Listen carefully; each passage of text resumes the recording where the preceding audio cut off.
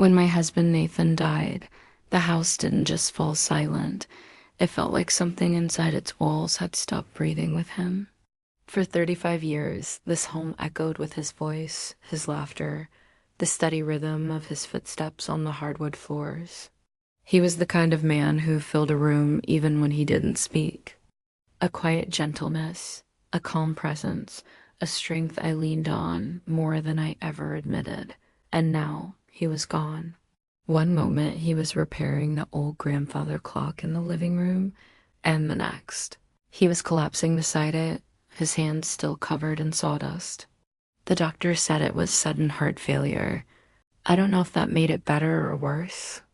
People assume grief is about crying, breaking down, losing your breath. But for me, it was the quiet that killed me. The empty chair by the window, the smell of cedar in his workshop that still lingered in the air as if he'd return any minute. Our children, Harper and Owen, tried their best to help. Harper came with cooked meals, with two bright smiles, with soft hands rubbing my shoulders. "Mom, you need rest," she would say. Owen would sit quietly across from me at the kitchen table, asking in that gentle voice of his, "Do you want me to stay tonight?" And wanting him hurt more than anything else. 40 days after the funeral, when condolences had slowed and casseroles stopped coming, I received a call that changed everything. It was from Samuel Weller, our lawyer, and Nathan's closest friend since college. "Eleanor," he said softly, "Nathan left something for you. Something he wanted delivered only after his passing. Can you come to the office today? Maybe a goodbye, a final message, some reassurance." But when I arrived, Samuel looked strangely uncomfortable. He handed me a sealed envelope and said the words that would haunt me for days. "Your husband instructed me to give this to you and you alone. No one else must see it," and said the envelope was not a letter. Silver, old-fashioned, cold in my palm, and a single note written in Nathan's handwriting. 145 Maple Street. Go alone. No one must know. Nathan never kept secrets from me, not in 35 years. Dreams, failures, fears, even the smallest details of our days. Why a secret address? That night, sleep didn't touch me. The key lay on my nightstand, the metal catching the moonlight, as if calling me. By morning, I made my decision. But because I had loved Nathan enough to trust him even now. Even if the truth was something I wasn't prepared to hear. Maple Street lay on the far end of town, past the old train tracks, where houses grew older and farther apart. The kind of place people forgot existed. 145 was a small cottage half hidden behind overgrown vines and a rusting gate. My hand shook as I placed the key into the lock. Inside, the air smelled faintly of cedar like Nathan's workshop. On the wall directly across from me was a framed photograph, standing beside a woman I had never seen. She was holding a baby. My breath left my body. No, my Nathan, my husband. My soulmate. I stepped closer, heart pounding so hard it blurred my vision. Below the photo was a small label. Nathan, Lily, and baby Grace minus 1,991. I could feel it like a storm gathering in my chest. I walked further into the cottage, each step heavier than the last. On a table lay a wooden box carved with Nathan's initials. My fingers trembled as I opened it, all addressed to a name I had never heard before. Why would my husband be writing letters to our lawyer's daughter? Why was none of this told to me? Before the panic could swallow me whole, I heard a soft creak behind me, and standing in the doorway was a woman, eyes swollen from crying. "You must be Eleanor." I stepped back instinctively. "Who are you?" I demanded. A pause. The baby in the photo. I felt the floor tilt as she whispered the words that shattered my entire world. Nathan was my biological father. My breath caught in my throat, my vision blurred, and I had to grip the edge of the table just to keep myself standing. I stared at the woman, Grace, trying to understand her face, her eyes, her voice, searching for anything familiar. Anything of Nathan, and then I saw it dot her eyes, the soft hazel brown. The same gentle warmth Nathan carried all his life. My knees almost buckled. No, I whispered, shaking my head. That can't be true. Nathan would have told me. He couldn't, Grace said softly. Her voice broke as she stepped inside, closing the door behind her with trembling hands. He wanted to. He always wanted to. But things, they weren't simple. I couldn't speak. My throat felt tight, my heart pounding so violently it hurt. Grace took a hesitant breath. My mother, Lily, she and Nathan were together before he met you. They were planning to marry. They already had a small place, dreams, a future. Her voice cracked. But when I was born, my mother became very sick, postpartum complications. She never recovered. Pain washed across her features, real, raw human pain. She died when I was 2. My heart clenched, but confusion tore through me again. So Nathan left, I asked, barely forming the words. Grace shook her head quickly, eyes filling. No, he never left me. Not even for a day. I frowned, a cold tremor running through me.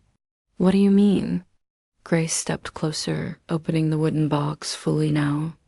Inside were small trinkets, baby toys, letters, a worn-out stuffed bear. He visited me every week. For years, her voice trembled.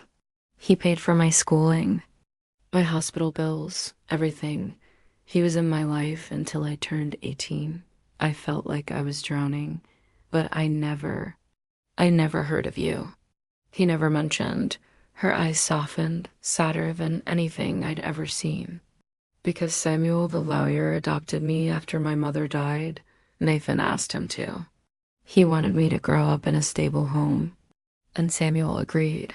My head dropped, the weight of the truth slamming into me. Nathan. My Nathan had been carrying a lifetime of grief behind the soft smiles he gave me. A daughter buried in the shadows of his past. A love he lost before fate gave me to him. But why? Why didn't he tell me? I whispered.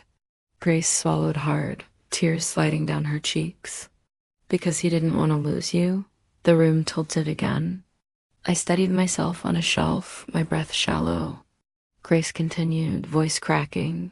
He was afraid, terrified, that if you knew he'd kept a child's secret, you would see him differently. He loved you. My mom's death broke him, but you, Eleanor, you brought him back to life. Tears stung my eyes. Because deep inside, I knew she was telling the truth. He used to talk about you, Grace said softly. He adored you. Every time he visited me, he told me how kind you were. How warm, how lucky he felt. My heart twisted painfully, all this time. While I felt secure in our love, he was holding a piece of his past so fragile he was afraid to put it in my hands. Grace wiped her tears. And he wanted to tell you. The letters, she gestured to the stack in the box, they're all for you. Every one of them. He wrote them over the years but never found the courage to give them to you. My chest ached. I reached out with trembling fingers and lifted the top letter, Nathan's handwriting.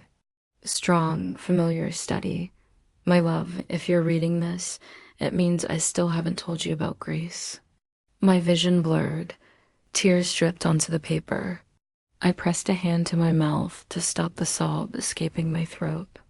Grace continued quietly. He'd kept this cottage because it was my mother's home. He paid for its upkeep. He kept her memory alive. And he wanted you to know everything after he was gone, because he believed your heart was big enough to understand. I sank slowly into a chair, my entire body trembling. Grace sat across from me, hesitant, respectful, and for a long moment, neither of us spoke. Then I whispered the question tormenting me. Did he love your mother more than he loved me? Grace's eyes widened, horrified. No, please don't think that. She shook her head fiercely. He loved you differently. He loved you for a lifetime. My mother was his past. You were his future. Her words cracked something open inside me. A dam I'd been holding back since the moment Nathan died. I sobbed, not out of anger, not out of betrayal, but out of grief for the pain he carried alone, for the daughter he never got to raise fully, for the truth he never found the strength to share. Grace reached out slowly, her hand hovering. "I didn't come here to hurt you," she whispered. "I came because I lost him too. And I think you were the only person in this world who loved him as deeply as I did." Something inside me softened. In her eyes I saw Nathan. Not just his features. His kindness, not his gentleness, not his fear of hurting others. I breathed shakily. "Grace, if everything you said is true, then it is," she said softly. "Then your family." Her lips parted. A small broken sob escaped her. And before I realized it, I reached across the table and took her hand. We both cried. The grief between us no longer separate, no longer hidden. Two women loving the same man in different ways, finally meeting in the place he left behind. But the truth wasn't done yet. Grace stiffened suddenly, pulling her hand back. "Eleanor, there's something else. Something you need to see." My heart thudded painfully. She stood, walked to the far corner, and unlocked a narrow door I hadn't noticed before. Inside was a small room, a desk, a filing cabinet, and a locked drawer. Grace pulled another key from her necklace. "This," she whispered, "is the real reason he wanted you to come." My breath caught. She opened the drawer and pulled out a folder with my name on it. My stomach dropped. What is that?" Grace looked at me with a pain I couldn't decipher. "Eleanor, this isn't just about me." She handed the folder to me with trembling hands. "This is about someone else he was protecting, someone connected to both of us, someone he was terrified of losing." My pulse roared in my ears. "Who?" I whispered. Grace swallowed hard. "Nathan left something behind that will change everything you know about your family." My hands shook as I opened the folder, and the first page made my blood turn to ice. I held the folder in my hands, my fingers trembling so violently I had to grip the edge of the desk to keep from dropping it. The first page wasn't a letter. It was a photograph. And it stopped my heart. It was Nathan, but not the Nathan I knew. This was him younger, standing with a small child. A child I didn't recognize. Not Grace, not anyone I had ever met before. And yet, there was something painfully familiar about the boy's eyes. My chest tightened, my vision narrowed. I looked closer. The boy had the same eyes as Nathan Hazel, warm, alive, but there was more. Something that made my stomach twist into knots. The boy in the photograph was wearing a bracelet. A tiny silver bracelet with initials engraved. E.B. my name. I dropped the photograph and it slid across the floor. My mind raced, 1,000 impossible thoughts colliding at once. Nathan, this child, could it be? No, it couldn't. I had grown up thinking I was his first. I had always been told. Grace gasped behind me, and I turned to see her eyes wide with fear and uncertainty. I don't understand," I whispered, my voice cracking. This child, he has my initials?" Grace stepped closer, her hand trembling. "Eleanor, that child, it's you." The room tilted, my heart leaping into my throat. "What do you mean?" I stammered. I'm Nathan's daughter, but..." "How?" Grace swallowed hard, her eyes brimming with tears. "Nathan never told you the truth because it was complicated. He was scared. That day he met your mother, something happened, something he never told anyone. And then you were born." My knees buckled. I sank to the floor. The walls seemed to close in. All the secrets, the hidden life, the letters, the grief, the lost child, it wasn't lost at all. I had been living it. "He kept you safe," Grace continued softly. "Even when he was with me. Everything he did, every letter, every secret, every house, it was to protect you, because there were people, dangers, forces that he wanted to shield you from." I shook my head. The past, the hidden life, all of Nathan's grief, the son he had loved and lost, and now me. It was too much. My hands covered my face as the sobs came, uncontrollable, racking my body. Grace knelt beside me. I know it hurts. I know it's overwhelming, but you have to see this. Everything he left, every note, every document, every moment, it's all here. For you. I slowly reached for the folder again, my fingers shaking violently. Inside, letters written in Nathan's careful, familiar handwriting detailed everything: my birth, the circumstances my mother never spoke of, the sacrifices he had made to ensure I grew up safe and loved. He wrote about the nights he spent crying alone, fearing the world might take me away. He wrote about the moments he wanted to tell me, but couldn't, how he balanced grief, love, guilt, and hope. And finally, how he left everything for me to discover, because he knew only then would I be ready. Tears blurred my vision as I read the final note. Eleanor, my heart, my life, my everything, I loved you from the very first moment. All I did to keep you safe. When you read this, know that my love for you never ended, and that even in my absence, I trusted you with the truth because you are strong, just like I knew you'd be. I clutched the folder to my chest, shaking, overwhelmed by grief and love. Nathan, my husband, my father, he had carried so much alone. He had given me the greatest gift a parent could: truth, love, and the understanding of a life hidden in shadows. Grace knelt beside me, and for the first time, we weren't two women competing for Nathan's love. We were both grieving, both honoring him, both holding pieces of his heart. I understand now, I whispered, my voice raw. He trusted me, even in death, with everything. Yes, Grace said softly. And now you carry it forward. Not as a burden, but as a legacy. I rose slowly, clutching the folder. I walked to the small window, looking out at the quiet street bathed in late afternoon light.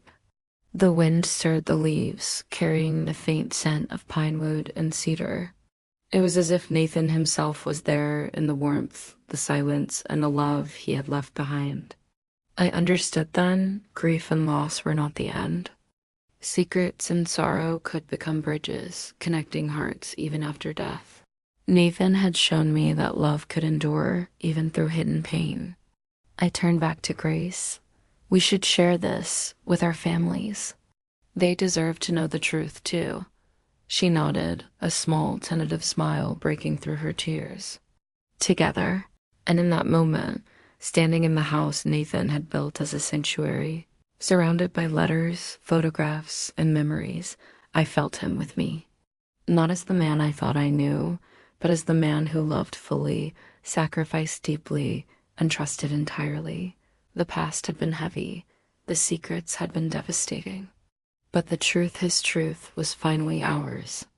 And I knew we would carry it with honor, with understanding, and with love, forever. As I stepped out of the house, closing the door behind me, the wind blew softly, as if carrying his whisper, "Thank you for trusting me." You were my heart always, and I finally understood. Nathan's life had been a story of love beyond measure, grief beyond words, and a trust so deep that even death could not break it. The sun dipped below the horizon, painting the sky in soft shades of gold and pink. I held the folder tightly and breathed in the cool evening air. Life would move forward. I would move forward, but Nathan's love, his enduring, unwavering love, would always guide me home.